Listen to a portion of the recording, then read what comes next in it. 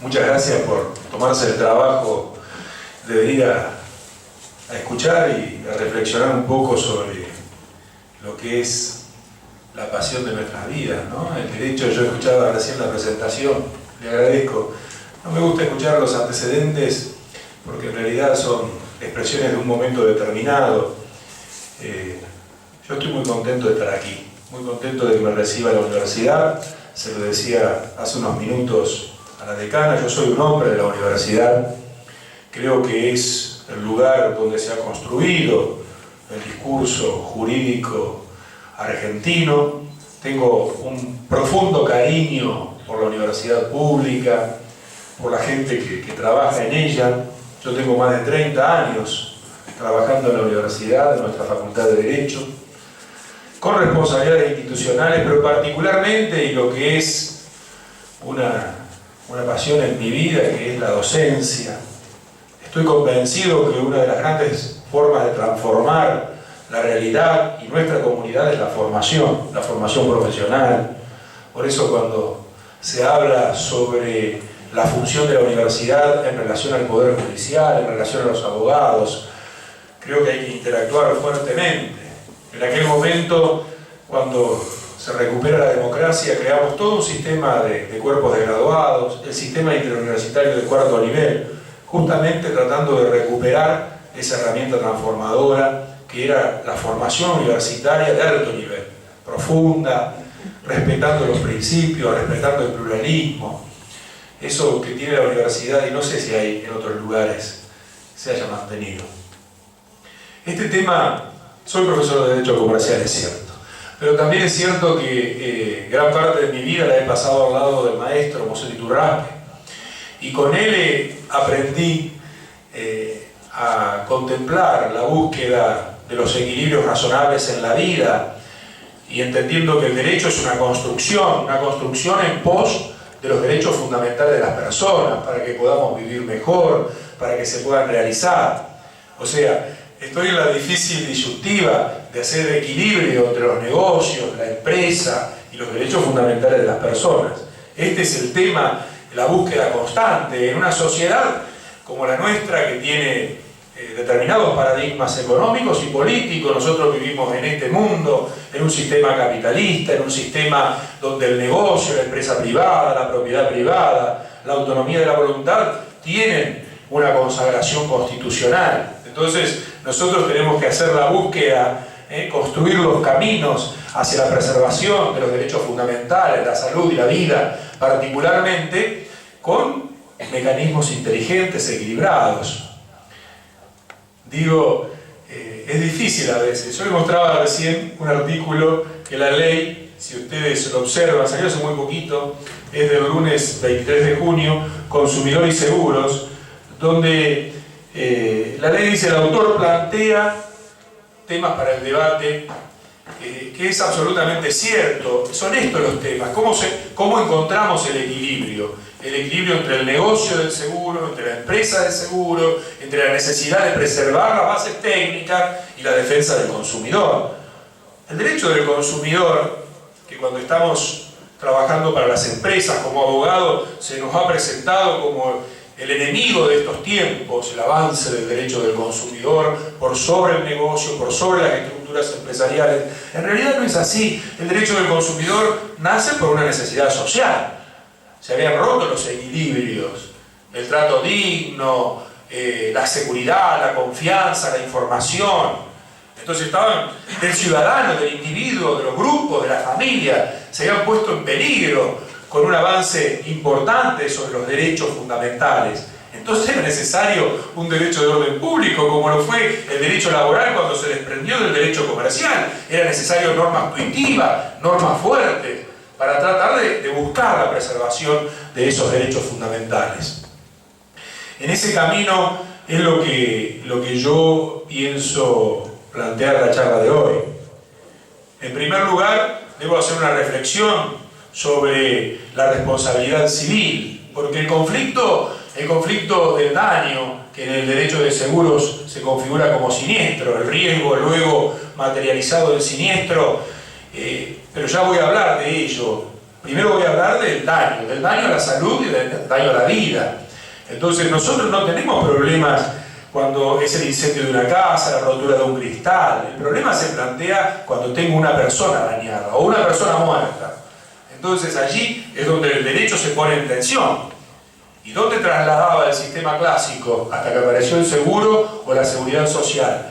Trasladaba hacia la responsabilidad civil fundada en factores subjetivos, después se avanzó, factores objetivos, pero si no tenemos un responsable solvente, no hay reparación del daño, ni siquiera en dinero. Ni hablemos de las prestaciones en especie o reparación en especie. Entonces, el seguro y la seguridad social, en estos aspectos, nacen porque hace crisis el sistema clásico de la responsabilidad civil.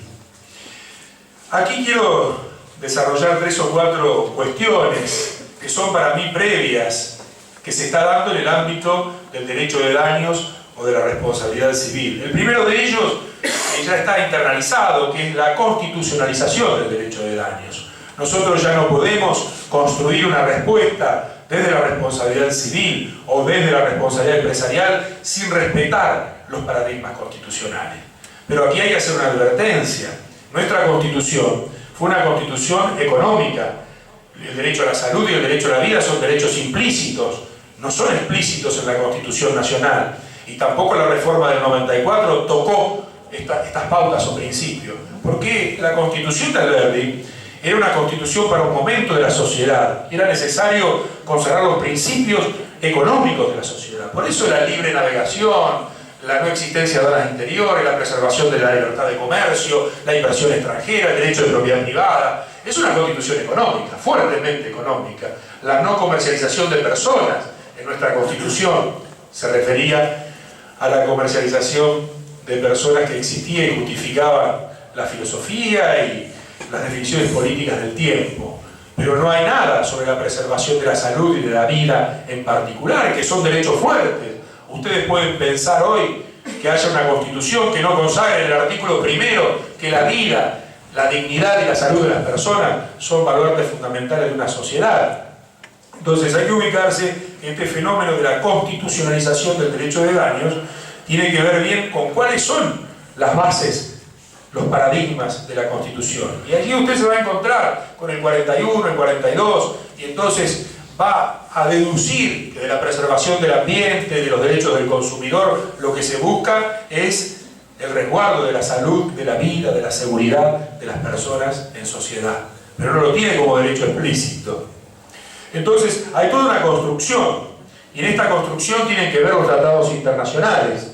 La modificación incorporando operativamente tratados internacionales de primer orden, justamente en la preservación de estos derechos, ha hecho más que la Constitución. La Constitución fue la herramienta, pero quien consagra estos derechos de los cuales estoy hablando son los tratados internacionales. Después veremos si esto tiene justificación constitucional, si está bien, si está mal, si compartimos o no compartimos. No es el objetivo de esta charla. Yo creo que ha sido tremendamente positivo para la salud de nuestro sistema, que se pueda encontrar en los tratados internacionales incorporados por la Constitución Nacional las bases de esta constitucionalización del derecho de daños.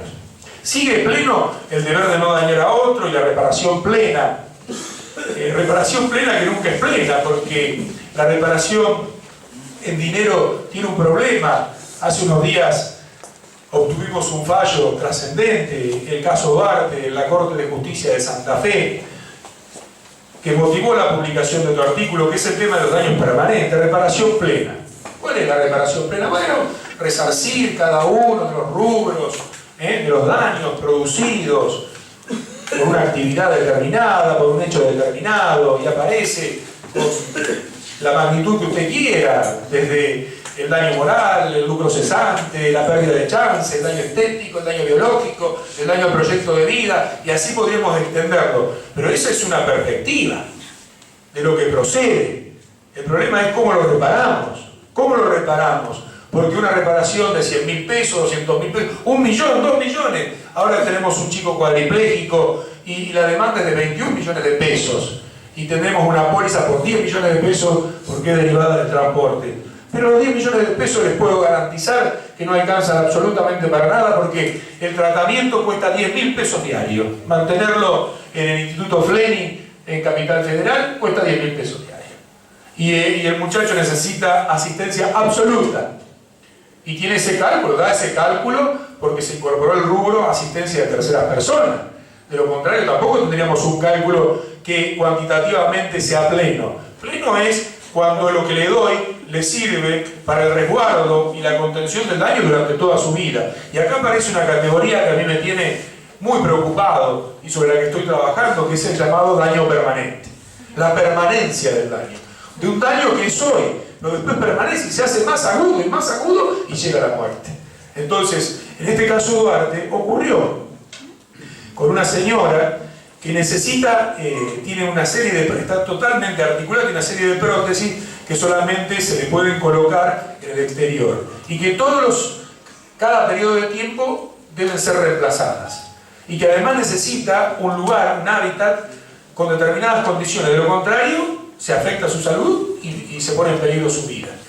Entonces Duarte, que inicia un camino por la responsabilidad civil, obtiene la reparación, el seguro paga, se encuentra con que 2 o 3 años después se acabó el dinero y el daño quedó, el daño permanente. Entonces la alternativa es trasladarlo a la seguridad social. Trasladarlo a la seguridad social, no hay otra salida.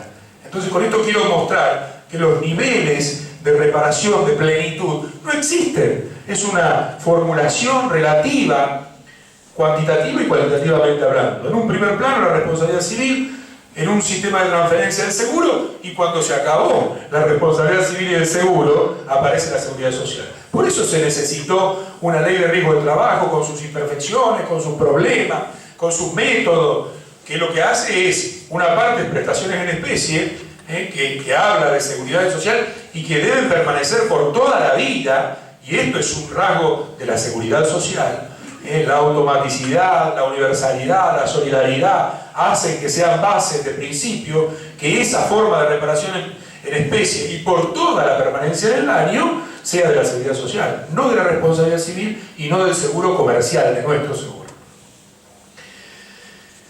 Un segundo plano de análisis que para mí es trascendente y que la Corte, acá quiero hacer una advertencia, desde hace unos años, la doctrina, antes la doctrina impulsaba la evolución del derecho, entonces cada formulación doctrinaria, cada jornada nacional de derecho civil o antes los congresos de derecho comercial marcaban las pautas, las líneas, la doctrina iba adelante.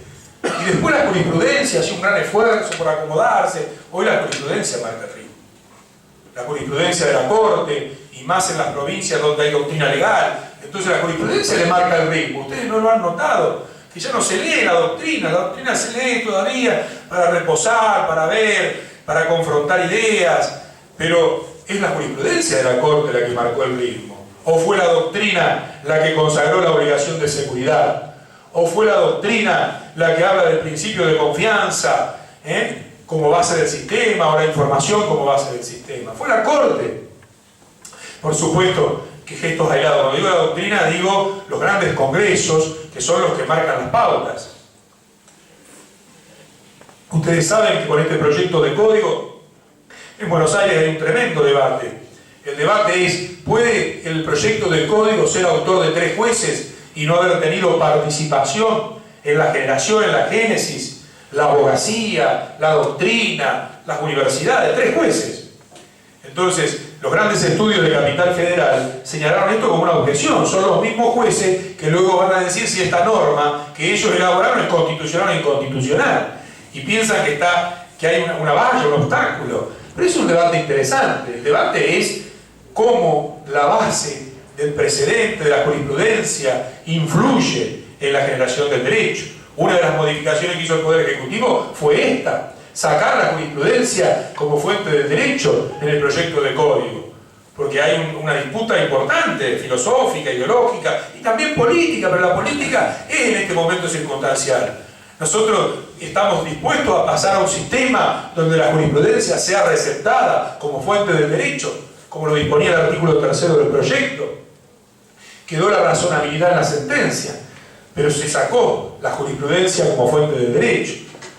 En este tema de la construcción, a mí me parece que hay 3 o 4 cuestiones, conceptos jurídicos fundamentales que han aparecido, que son de vital importancia.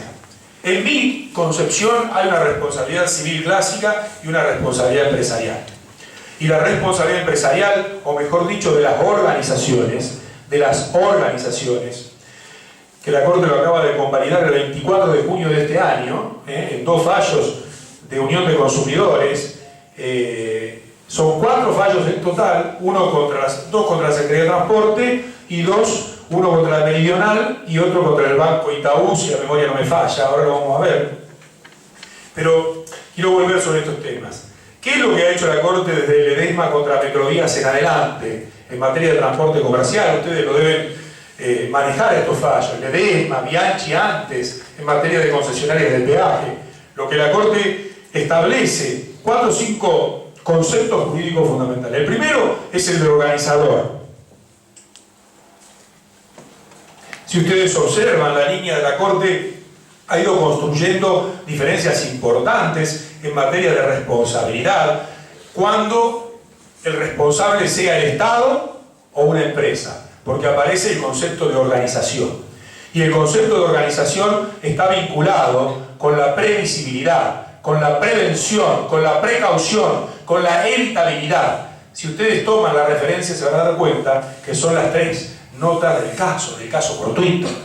Entonces, ya en estos supuestos, lo que se analiza para que la culpa de la víctima o el hecho del tercero sea procedente, que tenga las notas del caso fortuito de la fuerza mayor. ¿Por qué? Porque una empresa debe estar en condiciones de ¿qué? De evitar, de prevenir.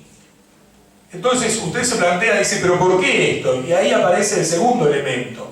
El primero fuerte que va a transformar el derecho argentino, que lo está transformando ya desde hace unos cuantos años, es el de organización. Y el segundo es que el público, el ciudadano, el cliente, el usuario, el consumidor, transfiere a la organización, sea el Estado, en los servicios públicos o en las empresas, la confianza. La confianza, aparece el principio de la confianza. Y el principio de confianza es incorporado por el proyecto de código como pauta de interpretación de los contratos. La confianza. Son depositarias, dicen los votos de Lorenzetti y de Zaffaroni, de la confianza. Y esta confianza genera otro deber fundamental, que es la base del sistema del derecho del consumidor, que es la información. La información como valor, la información como base estructural, como principio, el deber de la información. Y allí aparecen vinculados con estos 3 conceptos jurídicos fundamentales, 2 que sí son de nuestro trámite cotidiano en Buenos Aires, particularmente en la capital federal o en la provincia de Buenos Aires, con la Suprema Corte de Justicia, que es la llamada obligación de seguridad y el deber de garantía. Yo distingo entre la obligación de seguridad y el deber de garantía. La Corte antes, si ustedes recuerdan, en un caso donde se había sustraído un dinero de una inmobiliaria, se pretendió consagrar por la parte demandante una obligación de seguridad respecto del dinero. O sea, si uno es una organización y allí se va a hacer una transacción, debió haber o se debía responder por esa sustracción. Y allí la Corte había dicho que la obligación de seguridad no tiene base normativa en nuestro país. Pero esto fue cambiando. Y para mí, en los 2 precedentes que son sumamente interesantes, que es Bianchi y que es Ledesma contra Metrovía, comienza a gestarse una de las transformaciones más importantes del derecho privado argentino, de la responsabilidad, y es la obligación de seguridad. Yo distingo del deber de garantía porque también la Corte en Sorba y el Transporte Río de la Plata viene diciendo que en el caso del Estado no hay una garantía de que todo funcione bien, no hay una garantía del buen funcionamiento del mercado asegurador, dijo la Corte en Sorba y la Cámara de Transporte Río de la Plata. O sea, no hay garantías absolutas de que todo funcione bien, pero sí la obligación de seguridad tiene una base jurisprudencial que se ha reiterado. El proyecto de código en materia de responsabilidad civil, si ustedes lo han leído, no cambia sustancialmente los paradigmas.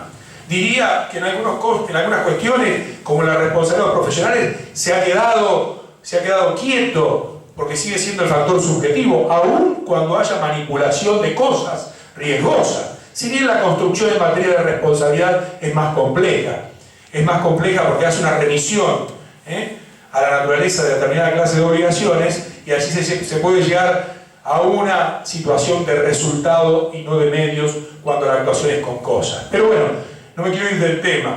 Me parece que nosotros estamos transitando la etapa de la obligación de seguridad. Pasamos de una responsabilidad de factores subjetivos a una responsabilidad de factores objetivos. Luego la Corte, en muchísimos años, cuando estaba el Estado involucrado como responsable o las empresas, fue atenuándolas eximente. Y hoy consagra la obligación de seguridad. Y esto me parece un paso fundamental. El seguro. Yo les decía que el seguro, al cual le he dedicado gran parte de mi vida en su estudio económico, financiero, estadístico, el seguro es una de las fenomenales creaciones de nuestra sociedad capitalista, junto con la sociedad anónima, la sociedad de capital.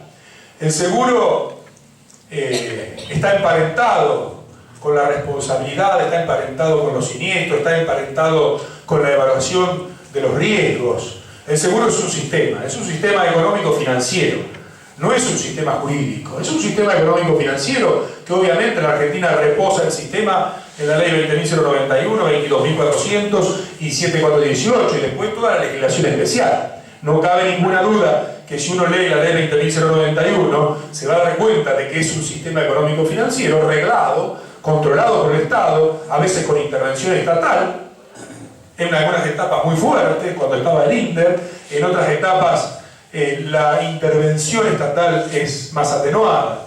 Pero el seguro es un sistema económico financiero. Es un sistema económico financiero de absorción de capitales, absorbe pequeñas porciones de capitales de la sociedad, las destina a operadores profesionales, la empresa de seguros, la empresa que puede ser privada, que puede ser mixta, que puede ser extranjera, que puede ser nacional, pero es una empresa profesional de objeto exclusivo. Y esta empresa profesional de objeto exclusivo ha dado lugar a una responsabilidad agravada, a una responsabilidad empresarial. Pero quiero decir esto, es un sistema económico financiero donde hay una captación de capitales, una administración profesional que tiene un lucro, que tiene una rentabilidad, y cuando aparece el siniestro, ahora sí el siniestro, que es el daño en nuestra vida en sociedad, pero el siniestro en el seguro, sustituye los efectos económicos negativos del siniestro, en los límites del contrato de seguro, en los límites del sistema. ¿Y qué es el contrato de seguros respecto del sistema de seguro? Es la herramienta con la cual accedemos al sistema. Si nosotros no celebramos un contrato de seguro, no accedemos al sistema. No tenemos un seguro que cubre porque sí, sin necesidad de la celebración de un contrato. Estoy hablando del seguro de la ley 7418. Entonces el contrato es una herramienta de acceso al sistema económico-financiero. Sistema económico-financiero que sustituye limitadamente los efectos económicos negativos del daño, del siniestro, sobre el individuo, sobre los bienes. Pero no es nada más que eso. No es nada más que eso. No tiene una garantía de indemnidad, no tiene una garantía de permanencia en el tiempo, salvo los sistemas de seguros mixtos, que son sistemas de la seguridad social, como es el de la ley 24.557, o muy emparentado con un seguro social, donde los principios son otros. Cabría preguntarse por qué no construimos un seguro de este tipo en materia ambiental, cabría preguntarse por qué no construimos un seguro obligatorio automotor con otras características, con una ley especial. Yo he trabajado hasta hace 3 meses en el proyecto de ley de seguro de la República Argentina, porque nos convocaron y estuvimos 3 años trabajando y bueno, se pretendió construir un sistema omnicomprensivo, nuevo, que rescate estos principios, estos valores, pero que también preserve el funcionamiento del negocio.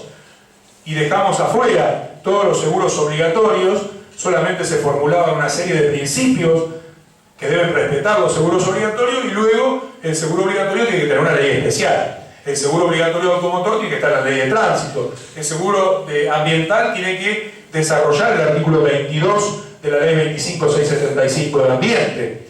No puede haber una pretensión de que en una ley de seguro estén contenidos todos los seguros obligatorios, porque mañana vamos a necesitar otro. El seguro de responsabilidad civil profesional un día puede ser obligatorio, el de los médicos particularmente, pero también de los abogados. Yo me he encargado de proyectar varias veces un seguro de responsabilidad civil para los abogados, para que no tengamos este problema de la mala praxis profesional, que un día va a llegar al interior, como llegó a Buenos Aires, y como hubo grandes profesionales que tuvieron que pagar de su bolsillo por la mala praxis. Máxime en un trabajo como el nuestro, donde todo queda documentado, donde la caducidad surge manifiesta, la nulidad, la falta de ofrecimiento de prueba, el error de diagnóstico. Entonces, no se puede construir, pensar que uno puede imaginar todos los seguros obligatorios posibles. ¿Qué pienso en esto, en estos sistemas? ¿Qué hay? Aquí, y antes de entrar a las confluencias entre el derecho del consumidor y el derecho del seguro, nosotros tenemos, algo ha dicho la Corte, algo ha dicho la Corte. La Corte no ha llegado a colocar al seguro en función social, que esto quede claro. En la Argentina, nuestra madurez, nuestra evolución, no ha llevado, como en Brasil o como en algunos otros países, a que la propiedad esté en función social, en la Constitución, a que el contrato esté en función social, en el Código Civil, y a que el seguro tenga una ley que diga que el seguro está en función social. Y eso no es el momento de nuestra comunidad, de nuestra sociedad. Lo único que ha dicho la Corte desde hace un tiempo a esta parte es que las empresas que hacen negocios donde están involucrados la vida o la salud, asumen un particular compromiso social. Y hay un fallo que es paradigmático, Cambiaso Pérez de Nealón, en materia de medicina prepaga. Ese es un fallo donde la Corte discutió políticamente, discutió filosofía, discutió ideología, y dijo la minoría, que en ese momento fue Lorenzetti, dijo: la propiedad privada, el contrato es una manifestación de la propiedad privada, y la propiedad privada tiene rango constitucional, tan constitucional el rango como la salud y la vida. Entonces dice, no podemos forzar el contrato, forzar la literalidad del contrato para trasladarle riesgos que no estaban comprendidos o situaciones que no estaban comprendidas. Y la mayoría dijo lo contrario: cuando está en juego la salud o la vida, todos los demás derechos se relativizan y hay que forzar, máxime cuando una empresa obtiene un lucro con un negocio. Y las fallas del sistema, como yo las llamo, ¿quién debe asumir las fallas del sistema? Esta es una pregunta para los profesores. Cuando el sistema falla en el contrato de medicina prepaga, ¿quién debe asumirlo? Cuando una póliza no es clara. No es clara, dije. No sabemos, estamos en la duda. La exclusión de cobertura, la exclusión sí, la exclusión no, la franquicia sí, la franquicia no, la cláusula claim. Entonces allí vienen los principios. ¿Quién debe asumir las fallas del sistema? Y la Corte dice: el organizador. El organizador, porque hace negocio, porque lucra y porque deben acostumbrarse en la República Argentina. Si bien no hemos llegado a la función social de estos institutos jurídicos, estas empresas asumen un particular compromiso social. Lo dijo E.LE contra OMI, lo dice en Cambiaso Pérez de Nealón y lo sigue diciendo. Allí tienen, en algunos de los libros, en mi conferencia de acceso a la academia, yo hablé de negocio, medicina y derecho. Y señalé toda la construcción de la Corte. ¿A dónde está hoy la Corte Argentina, que para mí es la que está marcando el pulso del derecho privado? Lo aclaré antes. No ha sido la doctrina, no ha sido Mosset, no ha sido Alterini, ni Kemmelmacher, ni Lorenzetti mismo. El que ha sido la Corte. Con una Corte importante. Con cosas buenas, con cosas malas, pero una Corte de juristas importantes. Entonces, el hito que estoy señalando, las empresas... ¿Y por qué lo relaciono con el seguro? ¿Por qué lo relaciono con el seguro? Lo relaciono con el seguro porque tiene que ver con una concepción que la mayoría en el fallo colocó. Dice, la medicina prepaga tiene las mismas bases estadísticas y de probabilidades que el seguro. O sea, tiene la misma base de construcción que el seguro. Y por lo tanto yo digo, lo dijo respecto a la medicina y lo puede decir respecto del seguro de vida, etcétera, etcétera. Como les señalaba, la Corte acaba de sacar dos fallos muy interesantes, legitimando a las asociaciones de consumidores para actuar en contra de las aseguradoras y en contra de los bancos por cobros indebidos, etcétera, etcétera. También, en segunda instancia, hubo un gran escándalo en la República Argentina, que fue el caso Adecua, 3-4 funcionarios que quedaron desplazados. Todo ese material lo tengo aquí a disposición para quien lo quiera. Pero lo cierto es que se utilizaba la estructura de negocios de los bancos y las empresas de seguro para cobrarle pequeñas cuotas sin el consentimiento del usuario o consumidor y formar sumas millonarias, 4.000 millones de pesos, 500 millones de pesos. Y claro, el problema era que los honorarios también fueron por millones de pesos. Y los abogados, que conozco personalmente, quisieron cobrar estos millones de pesos. Se olvidaron de que eran funcionarios del Estado Nacional, y entonces recibieron, ustedes lo deben recordar, fue en enero del año pasado. Salió en todos los diarios, nos separamos de los cargos. Uno es profesor de Derecho de Seguro y dirige un instituto y es una muy buena persona. Y yo le he preguntado, y por eso le pedí los informes, los fallos, y dice, yo lo único creo que si gané el caso y ganamos los honorarios, tenemos derecho a cobrarlo. Y esto yo no estaba en funciones cuando gané. Dice, hoy soy asesor de tal o de cual y me tengo que ir y me voy a ir. Me voy a ir porque considero que estos honorarios le han hecho muy bien a los consumidores. La lectura de las asociaciones de gobierno fue que se había estafado a los consumidores. Bueno, este es un mundo peligroso, porque las acciones colectivas tienen un impacto generalizado y los números son muy grandes. Pero esas son las patologías de las soluciones jurídicas. Lo cierto es que se legitimó a las asociaciones de consumidores para lograr que estas empresas de seguro y que estos bancos le reintegren a cada uno de los usuarios o consumidores involucrados una suma de dinero que habían cobrado sin su consentimiento. Y que individualmente era 1 peso, 2 pesos, 5 pesos, y en conjunto eran miles de millones. Entonces estamos viendo cómo el derecho del consumidor con determinados institutos es un correctivo del mercado. Esto los profesores de Derecho Comercial van a entender perfectamente de qué se trata. El derecho del consumidor no está concebido en el derecho civil. El derecho del consumidor, por eso el artículo 3 lo dice, se integra con la Ley de Defensa de la Competencia y con la Ley de Lealtad Comercial. Entonces, forma parte del conjunto normativo del mercado y por eso tiene justificación en daño punitivo en el derecho del consumidor. Y a lo mejor no lo tiene en una relación entre particulares, obviamente. Son los correctivos del mercado, por eso tiene sentido la acción colectiva. En esa Academia Nacional de Derecho están los grandes comercialistas de edad y todo, y ellos consideran, y creo que acertadamente, que el derecho del consumidor hay que respetarlo, hay que integrarlo, hay que articularlo, pero que los dos problemas más grandes que el derecho del consumidor le trae a la economía, al derecho privado, al derecho comercial son las acciones colectivas con su efecto expansivo, una acción pero afecto a todo, y el daño punitivo. El resto son cuestiones que más o menos ya la doctrina y la jurisprudencia han incorporado. ¿Quién se va a negar a la gratuidad de información frente al usuario? ¿Quién se va a negar al deber de información? A que la publicidad integra el contrato. ¿Quién va a discutir estos conceptos que son tradicionales en nuestro derecho? La pregunta es, ¿hay necesidad de un seguro con sentido social? Bueno, yo creo que en materia de alta dañosidad, como son los accidentes de trabajo, como son los accidentes de tránsito, como es el daño ambiental, se necesita un seguro distinto.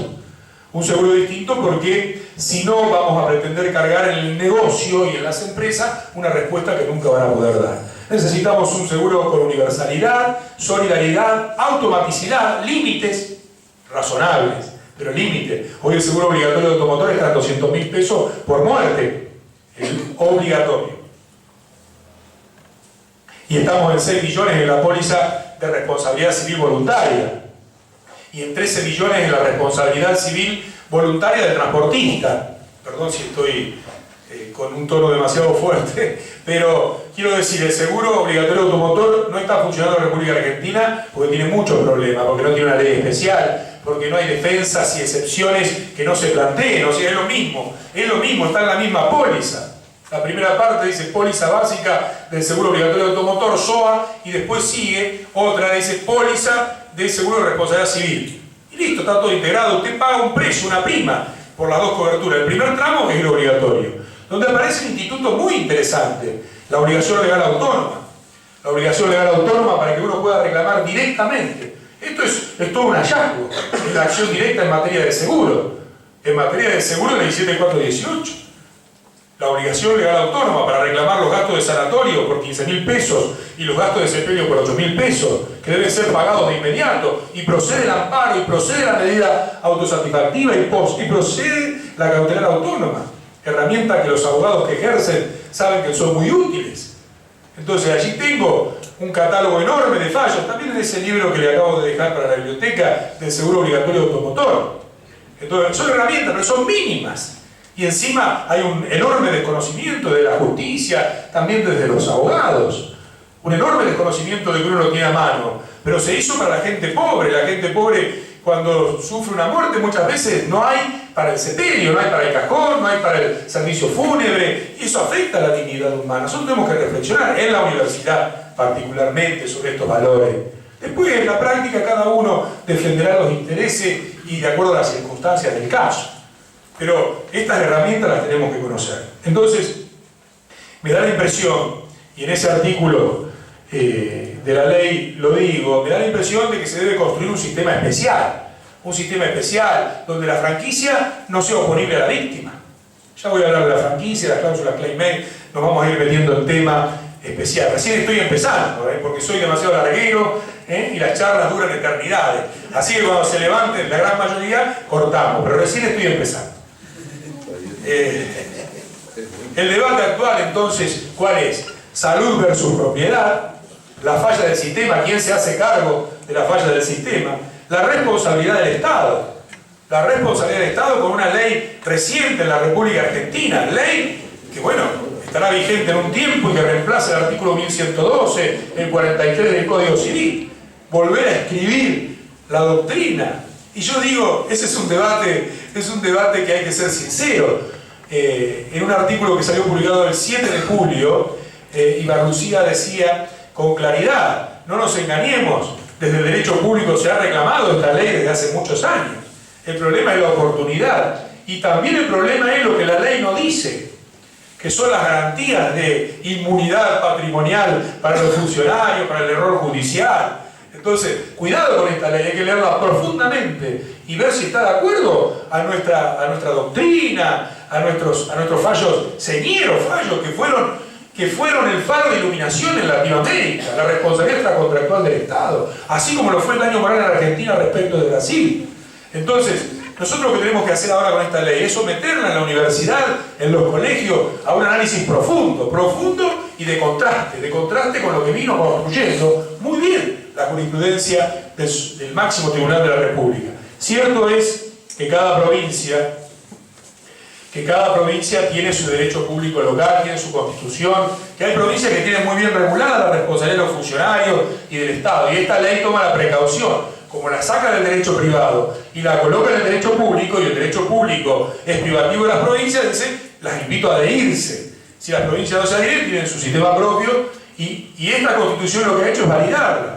Yo les decía, no sé si lo dije al principio o no, defendía a un juez de Santa Fe, lo dije esta manera, defendía a un juez de Santa Fe que el abogado, enojado por la suspensión de una subasta, se pensó, el juez tiene noticia de que había un negocio entre abogados y una liga de compradores, y que se estaban quedando con las propiedades de un sector social muy humilde, a un bajo precio, que había otras cosas. Entonces le plantean la unidad de subasta y se suspende la subasta. Y entonces los abogados le inician un juicio de responsabilidad civil. ¿Qué hace el juez? Plantea la falta de legitimación pasiva, dice, yo hasta que no me destituyan conforme, señero fallo de la Corte Suprema, no soy legitimado pasivo, y es incompetente la justicia provincial y debe, llegó a la Corte de la Nación.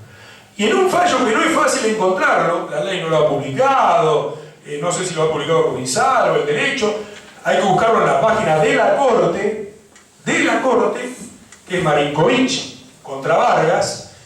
Es un fallo sumamente interesante, para ver el letrado del juez aparezco yo, pero digo, el propio juez construyó su defensa.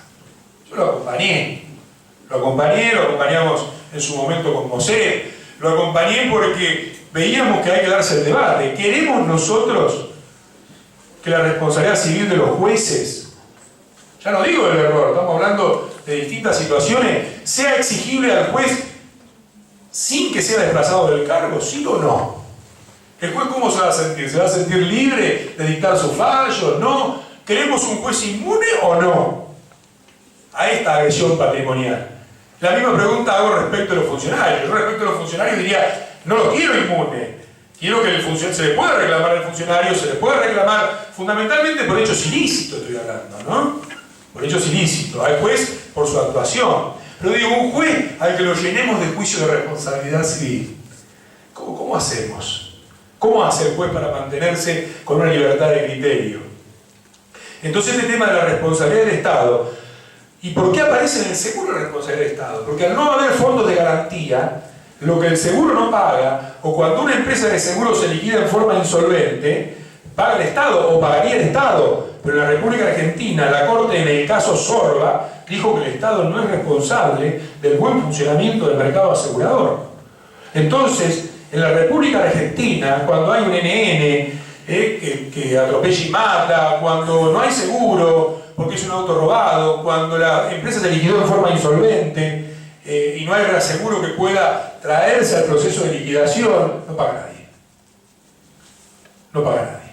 Y la segunda pregunta en materia de responsabilidad del Estado es: ¿qué pasa cuando el transporte público pasajero tenía que tener el seguro obligatorio, el Estado no controló, causó daño, ¿quién responde? Y acá sí se abrió una brecha muy grande. Y la misma pregunta cabe hacérsela cuando el que no tiene seguro obligatorio automotor es el automotor particular. Responde el Estado. Lorenzetti dijo: el Estado no puede controlar un país tan enorme como este. Entonces el Estado no puede. Dice, el transporte público es otra cosa. El transporte público es otra cosa, porque el Estado tiene que controlar en tiempo real que la póliza esté vigente, contratada, paga, y si no, que no se vincule. Y si, yo creo que ahí la línea se ha ido acentuando rápido a partir del fallo CLE contra el Ministerio de Economía, que es calle Corriente y avenida Callao. Doblan los colectivos así, hay una senda peatonal a 10 metros de calle Corrientes, vienen por Callao, doblan, y dobló y se llevó puesto a una persona, le causó un gran daño. Pero entonces Morello y Stigli, con esa agudeza de los grandes maestros, porque hay cosas que uno no ve y que ellos ven, dice, sí responde, pero responde hasta el límite del seguro obligatorio. Hoy 200.000 pesos. Hoy 200.000 pesos, porque en el transporte público de pasajeros, el límite del obligatorio también es 200.000 pesos colocado allí. Hay que verlo, hay que analizarlo, ver cómo la póliza funciona, encima con una franquicia que sigue siendo de 40.000 pesos. Entonces hay cuestiones que aparece la responsabilidad del Estado, pero con límites. Y el otro tema del debate actual, del cual voy a hablar, sí, es el daño punitivo. El daño punitivo que ha traído todas las cuestiones que ustedes saben, que ha revitalizado la discusión. El daño punitivo sí, no, es una figura híbrida que trajimos del derecho, que importamos, está bien, está mal. Ustedes saben que el proyecto de código había estructurado la responsabilidad en 3 manifestaciones. Hoy nosotros tenemos un sistema de responsabilidad civil resarcitoria. O sea, si hay daño probado, relación causal, antijuridicidad, autoría, todos los presupuestos de la responsabilidad, pago. Pero el proyecto de código trae 2 segmentos diferentes. La responsabilidad preventiva, que yo creo que es una bomba de tiempo, la responsabilidad preventiva, y la sanción pecuniaria disuasiva, o sea, la función disuasiva de la responsabilidad, que fue eliminada por el Poder Ejecutivo. O sea, hoy quedaron 2 manifestaciones. No hay sanción pecuniaria disuasiva en el proyecto de código. O sea que todavía quedó limitado el daño punitivo al 52 bis de la ley 24240. Pero digo, y voy adelantándome en algunas cosas, esto de la responsabilidad preventiva, digo, ¿quién la paga? Lo que no dice Lorenzetti, Hayton y Aida Kemmelmacher, 3 grandes juristas y amigos, lo que no dicen es quién se va a hacer cargo de la prevención. Porque una cosa es colocar la prevención o el principio precautorio en materia de daño ambiental, donde es la empresa el gran dañador o el Estado. Pero colocar la función preventiva de la responsabilidad frente a cualquier situación, ustedes tienen que preguntarse a dónde transfieren los costos. Y yo creo que el principal demandado va a ser la aseguradora. Las aseguradoras van a ser los principales demandados por esta función preventiva de la responsabilidad. Con lo cual les digo, el seguro va a tener otro costo cuando se consagre este código. Ese capítulo de la responsabilidad, yo, empresario, yo particular, lo pienso transferir. Lo pienso transferir a una empresa de seguro. La empresa de seguro me va a cobrar y el seguro va a ser más caro, obviamente, pero tenemos...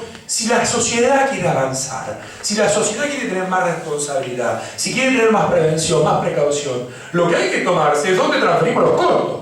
O lo transferimos a la seguridad social, o lo transferimos al propio Estado, o lo transferimos a la empresa privada de seguro, al negocio de seguro.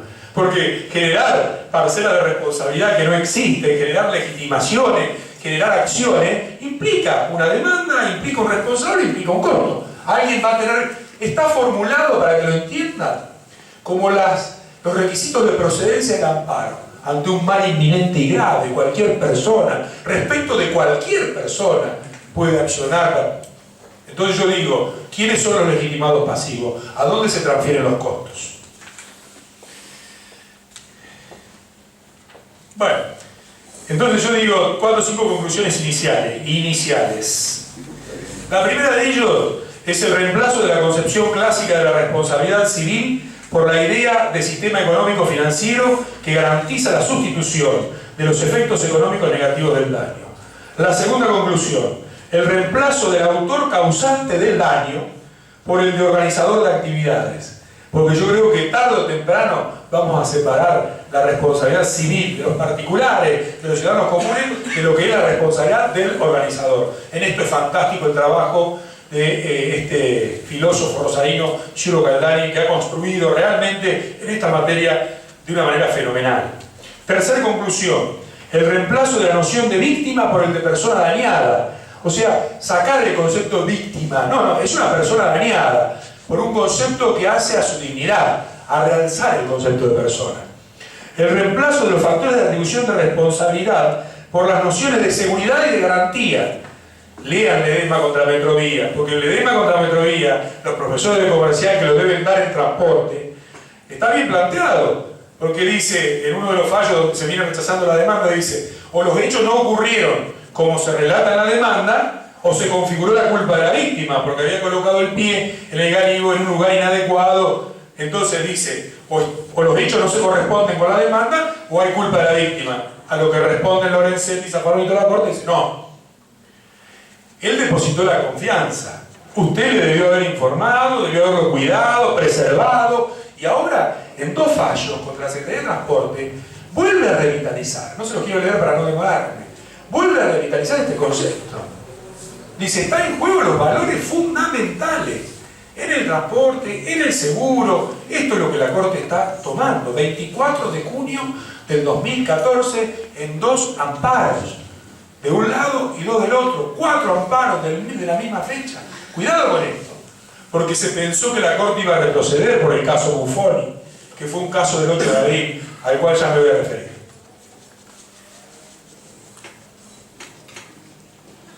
¿Cuánto tiempo me dan? ¿Media hora más? ¿Sí? Todo lo que necesito, pero si me quedo solo, estoy muerto. ¿Sí? ¿Media hora más? Por lo menos quiero bajar estos conceptos a lo que es el derecho concreto y práctico y al derecho del consumidor. No cabe ninguna duda que este derecho del consumidor, que estaba adormilado en el 2008 con la ley 26361, se revitaliza. Este es un interesante mecanismo de análisis, en el sentido de que la Corte le venía poniendo vallas y obstáculos. Entonces, ¿qué hizo el legislador? Yo veo inteligentemente del 2008.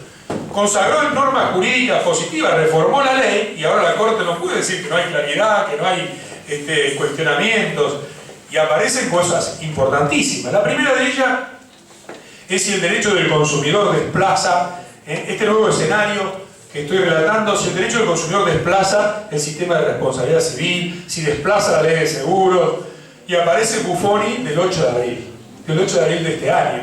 En el considerando número 12, Buffoni, ya se los voy a señalar, en el caso Buffoni dice que no obsta a lo dicho, era un caso de exclusión de cobertura, iban personas en el habitáculo, en un lugar donde y había una exclusión de cobertura, pero había una exclusión de cobertura. Y había una exclusión de cobertura claramente configurada. O sea, era claro el tema. Nosotros podemos decir, cuando a mí me pidieron una opinión y si la ley sale, ese artículo es mío, de la exclusión de cobertura. Así que hay que definir qué es una exclusión de cobertura y cuándo es válida la exclusión de cobertura, para evitar estos problemas interpretativos, que la ley diga. La exclusión de cobertura, ¿cuándo es válida? La exclusión de cobertura tiene un secreto. El secreto es que sea fundada técnicamente y razonable jurídicamente en relación al riesgo. ¿Me entienden lo que quiero decir? ¿Se puede delimitar el riesgo? Sí, para eso están las exclusiones de cobertura. Se puede delimitar subjetivamente, objetivamente, decir, garantizo a pie de casa y a X y nadie más que ellos. Se puede decir, garantizo si van en tal lugar y eso es razonable. exclusión de cobertura, ya tengo los primeros abandonos. La exclusión de cobertura tiene que ser fundada técnicamente. El seguro tiene un fundamento técnico, tiene una ecuación estadística. El seguro tiene un riesgo. La exclusión es una delimitación del riesgo. Lo único que hay que hacer es saber que tenga un fundamento y que sea razonable. Si usted puede explicar técnicamente por qué se consagra esta exclusión y que sea dentro de parámetros razonables, la exclusión es válida. La exclusión es válida porque el seguro es así, no cubre todo. Y por eso tiene suma asegurada, y por eso tiene franquicia, y por eso hay una regla para el infraseguro. O sea, el seguro tiene límites de todo tipo. Entonces, aprovechando, y acá vienen los mensajes, los palos de la corte, que yo como abogado a veces me enojo, con todo respeto, porque el impacto que produce un fallo de la corte es tremendo. Entonces salieron los artículos que aquí están enumerados a decir fallo clarificador en materia de derecho del consumidor, ejemplar. Está bien, ¿qué dijo? Que no obsta lo dicho, la modificación introducida por la ley 26.361, la ley de defensa del consumidor, pues esta corte ha considerado que una ley general posterior no deroga ni modifica implícita o tácitamente la ley especial anterior. Y claro que es así, implícita o tácitamente. Pero sí, cuando dice orden público, cuando dice 3 años, 3 años, cuando dice, lo que no dice es, salió la ley de defensa del consumidor y se modificó todo, o sea, no hay responsabilidad civil. Sí, la responsabilidad civil sí. Vamos a determinar si hay un consumidor y acoplamos la ley de defensa del consumidor al sistema de responsabilidad civil. Y va a haber que respetar el 65, que es de orden público esta ley. Lo que quiso decir es que si hay un contrato y hay una exclusión, y la exclusión es razonable, la ley de defensa del consumidor no altera nada. Lo podemos interpretar a favor del consumidor en caso de duda, pero si no es dudosa, no. La podemos interpretar si hay razonabilidad, ponerle un límite. ¿Entienden lo que quiero decir? Por eso vienen muy bien estos dos fallos que yo señalaba, Unión de Usuarios y Consumidores, del 24 de junio, donde la Corte dice el derecho del consumidor tiene base constitucional, es un derecho de nuestro momento, es un derecho enaltecedor, es un derecho corrector, es un derecho de orden público. Entonces no nos quedemos con este desplazamiento. Desde siempre se dijo claramente, la ley de defensa del consumidor no desplaza el resto de las normas. El seguro tiene su ley. Lo que vamos a ver cuando hay un consumidor, también se aplica la ley 24240, con estos principios intuitivos de interpretación pro consumidor. El plazo de prescripción ya lo vamos a discutir, si es de 3 o de 1 año. También esto tiene un fundamento. Y el fundamento es ajeno a nosotros. El fundamento es que la Corte en materia de franquicia, Cuello, Villarreal, Gauna o Barrio, vino revocando los fallos de las cámaras nacionales en lo comercial y en lo civil, que establecían la aplicabilidad, o sea, la no oponibilidad de la franquicia al damnificado en el transporte público pasajero. Entonces las cámaras se resisten porque Buenos Aires es muy duro y comienzan a sacar otros fallos. Después de la ley, dice, esos fallos estaban bien antes de la ley 26.361. Hoy, con la ley 26.361, ha cambiado el sistema. Y le contesta a esos fallos, no a todo el universo que se construyó esforzadamente para articular, como dice Alegría, el derecho del consumidor con el derecho comercial y con el derecho privado. No hay un solo profesor doctrinario de fuste que diga que el derecho del consumidor es un derecho de segundo rango. El propio Alegría, que preside hoy a los comercialistas del país, que dice, hay que articularlo razonablemente, porque hay paradigmas que son para el bien de la sociedad. Y el derecho comercial nunca fue pensado para el mal de la sociedad. Nosotros lo que tenemos que hacer es articularlo razonablemente. Algunos problemas prácticos en materia de derecho del consumidor, hay miles. Yo he consignado cerca de 30, bueno, lo pueden ver en este artículo publicado en la ley. Pero me quiero detener en 3 o 4 que son el problema nuestro de cada día. El primero de ellos podría ser, ¿qué pasa con el derecho del consumidor y el proyecto de código? El proyecto de código termina con las disputas, porque tiene 3 categorías de contratos. Los contratos discrecionales o paritarios, que conocemos nosotros siempre, los clásicos. Los contratos de adhesión, con una incorporación muy parecida en los paradigmas y principios a lo que es la tercera categoría, que son los contratos de consumo. Entonces el Código Civil, si se aprueba, no creo, por ahora me parece que si no salía con la ley de responsabilidad del Estado, no va a salir. este era el momento y no salió, lo que hace es 3 categorías de contratos. Y el contrato de consumo está como una categoría central, una de las 3 categorías centrales del derecho privado. O sea, la discusión ya acabó. No hay una ley especial que se va a seguir aplicando, pero el contrato de consumo pasa a ser una de las 3 categorías.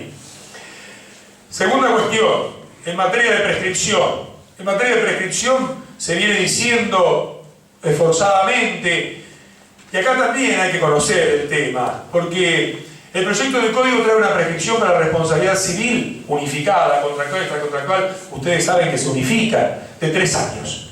Baja el plazo ordinario de 10 a 5, pero para la responsabilidad civil, en un segundo párrafo del 2561, si la memoria no me falla, o por allí estará, en un segundo párrafo dice, en materia de responsabilidad, la prescripción es de 3 años.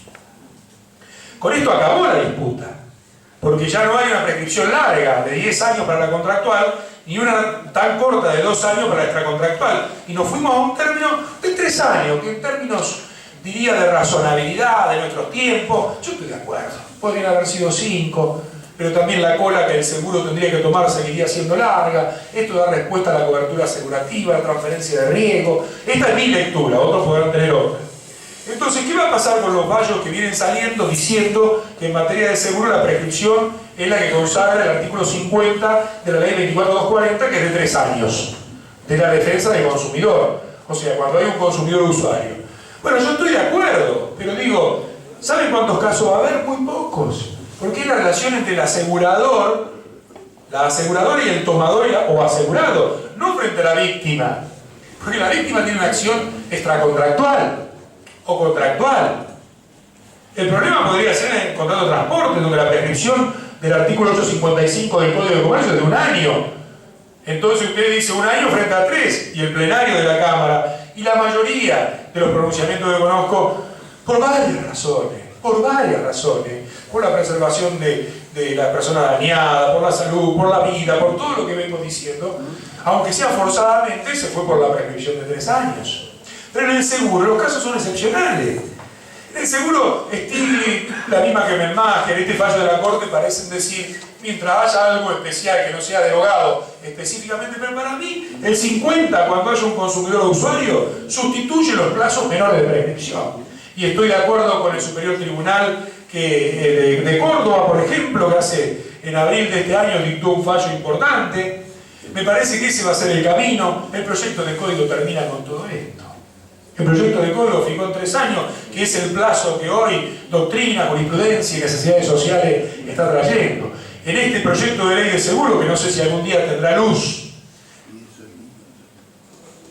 yo he sugerido el plazo de prescripción de 3 años. En ese artículo explico que en la legislación comparada los plazos de 1 año son excepcionales.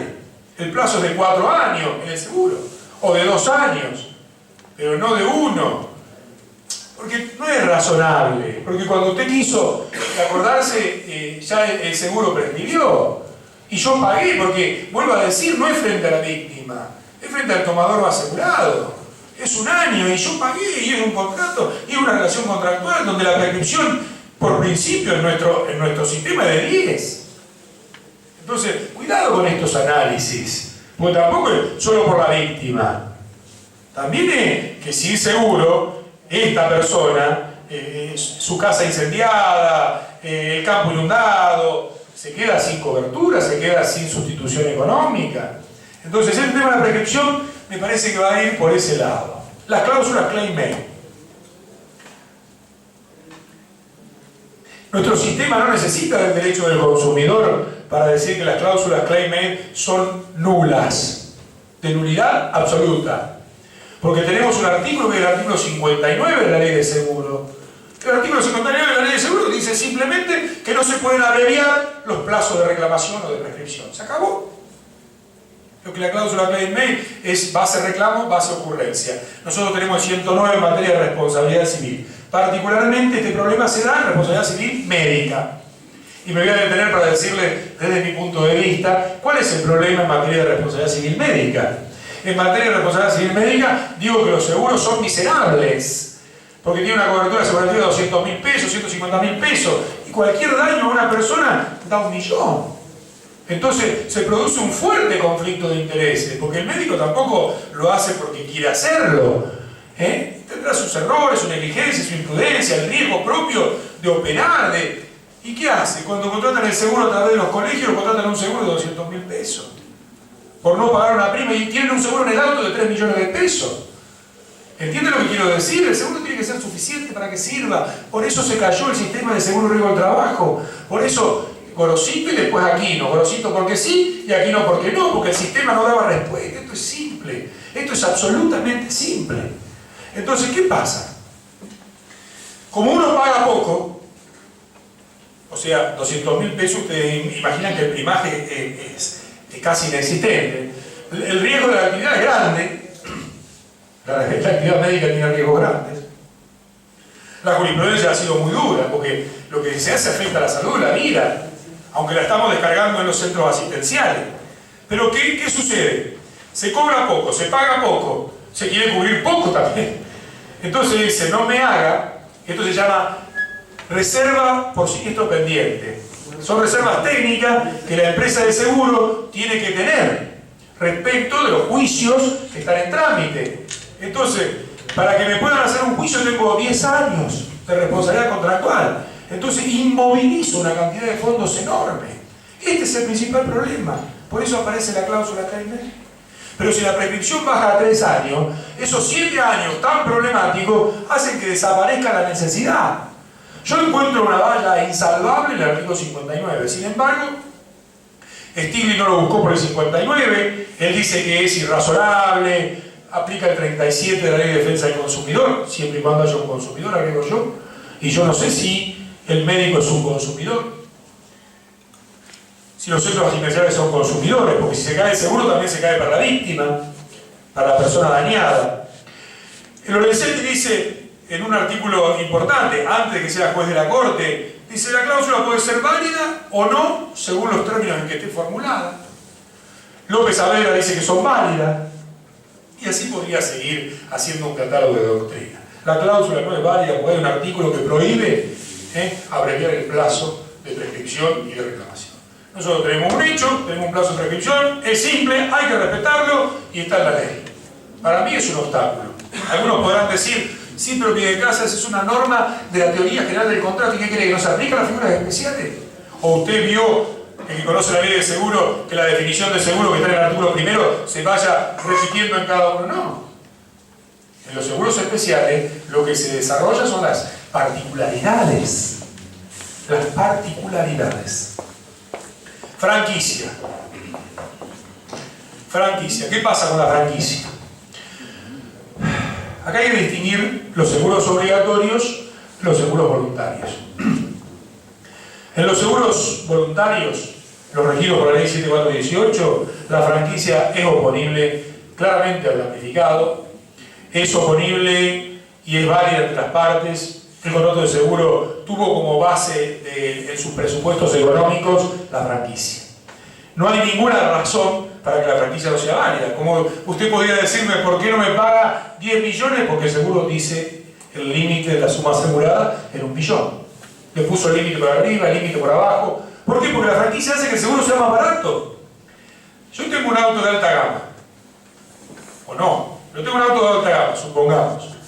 Tengo un seguro importante, porque es un seguro donde responsabilidad civil, robo, incendio. Entonces, contrato con una franquicia de 5.000 pesos, de 10.000 pesos, que me saca de mi responsabilidad la pequeña siniestralidad, que es muy costosa para la empresa de seguros, la gestión del siniestro, y me quedo con una cobertura de riesgo, todo riesgo. Paga o paga. Entonces, como el parabrisas sale 10.000, como todo lo que supere la franquicia me lo pagan, me conviene más, pero el seguro sale mucho más barato. Porque yo descargo del sistema de seguro la baja siniestralidad, que en términos estadísticos creo que es el 89% de los siniestros. Imaginen lo que le saco a la compañía de seguro de costos, de gestión. Pero en los seguros obligatorios, yo creo que la franquicia no puede ser oponible a la víctima. En los obligatorios, donde la función social del seguro está acentuada, donde las empresas saben que es un seguro obligatorio, donde el artículo 68 de la ley nacional y las leyes provinciales que adhieren o replican establecen que para las víctimas El eje es distinto, no es para mantener indemne al asegurado. Eso se cumple, pero es pensando en la persona dañada. Y por lo tanto, la interpretación es al revés. Es pensando en la persona dañada. Y hay que hacer un sistema con la directiva europea, donde la franquicia es válida entre las partes, pero inoponible a la víctima. Entonces, usted tiene una víctima que tiene un resarcimiento completo y la aseguradora repite respecto del tomador o asegurado según corresponda. Y se acabó en los seguros obligatorios. Y entonces no tendríamos a la Corte dando vueltas entre Cuello, Villarreal, Gauna o Barrio, todos los que siguen, y después saca 2 fallos en materia de concesionaria de peaje y en materia de transporte ferroviario, donde dice que la franquicia no es válida. En esos términos, porque es irrazonable, abusiva y la achica. Entonces, fallos de la misma Corte en distintos temas, es cierto, con distintas franquicias, en una dice que es razonable, en la otra dice que es irrazonable, pero si usted lo mira con el ojo de la víctima y del 68, al que perjudica siempre es a la víctima, porque le saca la cobertura asegurativa, y si el responsable es insolvente no cobra nunca. Y además, me animo a decir frente a los profesores de Derecho Comercial, pero me animo a decir que el sistema de seguro obligatorio está concebido distinto, por eso consagra la obligación legal autónoma para lo que usted tiene, que es el primer tramo. Digo, esto está dentro o fuera de la franquicia. La franquicia es de 40.000, pero yo tengo una obligación legal autónoma que le puedo reclamar a cualquier aseguradora involucrada en el accidente, aún los de transporte, el pago de los gastos de sepelio por 8.000 y el pago de los gastos sanatoriales por 15.000. Entonces, observen cómo acá la normativa y el propio legislador que delegó esa normativa a la superintendencia le está diciendo, es un seguro dentro de las posibilidades, pero es un seguro para que se le pague, no para que le ponga la franquicia. Por eso yo digo, hay que distinguir. Me voy acercando al final, hay muchas cosas, muchísimas cosas. 2 o 3 cuestiones. A ver, el conjugar el artículo 56 de la Ley de Seguros, o sea, el silencio de la aseguradora frente a la culpa grave, frente a la falta de pago de la prima, frente a las exclusiones de cobertura. ¿Qué hace el derecho del consumidor? El derecho del consumidor hace que esas normas se interpreten a favor del consumidor. Entonces, no sé, pensé que era el mío, pues suena igual. Digo, a mí me parece que ha permitido una cuestión importantísima. Se ha usado el 56 para enervar la posibilidad de que falte la reparación. Entonces, es claro, como bien lo señaló el Perín, el 56 lo que quiere es que la aseguradora, si hay seguro vigente, le diga, ¿le voy a pagar o no le voy a pagar? Y le pague. Por eso ustedes fíjense, el 56 fija 30 días para pronunciarse, el 49 15 días para pagar, y el año es el año de prescripción. Ese es el balanceo que se había hecho. Pero digo, hoy el 56, acompañado por la ley 24240, ha permitido que si la aseguradora no invocó la falta de pago de la prima en los 30 días que estuvo en condiciones de pronunciarse, después no la puede invocar en el proceso judicial. Que si no invocó la culpa grave, la ebriedad, todas las situaciones del 70 y el 114, o las exclusiones de cobertura, porque en eso tiene razón la doctora Kemelmacher. El 56 lo que dice, las aseguradoras como empresas profesionales tienen que hablar claro, y tienen un plazo a favor para decirle, no te pago porque estaba borracho, no te pago porque no tenías licencia para conducir, no te pago porque había más de 4 personas, no te pago porque no... Estos límites con el 56 y la ley 24240 se han borrado. Es cierto, los tribunales del interior, algunos a favor, otros en contra, si a la culpa grave, no a la exclusión, si a la falta de pago de la prima, no, está todo discutido. Pero hoy tenemos una herramienta. Lo que la aseguradora tiene que hacer, y los abogados, tenemos que leer, así como leyó Saavedra al partido, nosotros tenemos que leer cómo es proyectar la decisión empresarial. Ayer le dedico un artículo, esa parte, porque si no, no somos abogados tampoco de las aseguradoras, buenos abogados. Hay que proyectar lo que va a pasar y no estirar el pleito como un modo de financiamiento, de no pago. Hay que pronunciarse claro, hay que pronunciarse preciso. Si no lo hace, lamentablemente, la jurisprudencia, con sus bemoles, ha castigado a las aseguradoras. Ni hablar la Suprema Corte de Buenos Aires, ni hablar la Suprema Corte de Mendoza. ¿Cuáles son los límites? Bueno, los límites son la nulidad, los límites son el dolo, los límites son que nunca hubiera existido un contrato de seguro. O sea, el 56 no inventa un contrato. El 56 parte de un contrato. El contrato podrá ser válido o no. Si la aseguradora se pronuncia y dice no pagaste, hay culpa grave, hay exclusión, lo tiene que hacer entre los plazos del 56. Voy a ir cerrando con el daño punitivo. Y voy a dejar el resto de los temas para charlar si quieren. El daño punitivo es un tema impactante, es un tema importante. El daño punitivo nos obliga a debatir esta multa civil. Se ha escrito mucho sobre su naturaleza, sobre su aplicabilidad. El daño punitivo tiene dos preguntas en materia de seguros. Dos preguntas. Primero, ¿es asegurable el daño punitivo?